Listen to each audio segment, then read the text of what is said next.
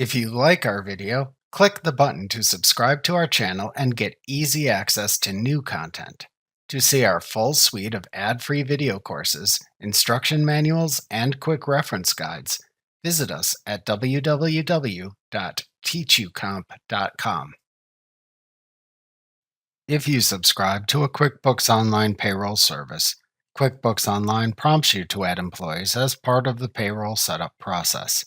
You can also add employees after that, as shown in the earlier lesson titled Adding Employees to the Employees List from the Using Pages and Lists chapter. To edit the employee information after that, hover over the payroll link in the navigation bar and then click the Employees link in the side menu that appears to open the Employees page. Then click the name of the employee to edit within the Employees list in the Employees page. This then shows their employee information on the Profile tab.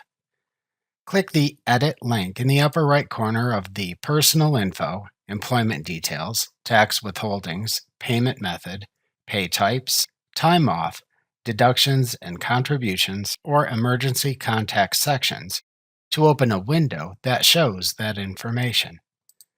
Then make your changes to the employee data and click the Save button to save it.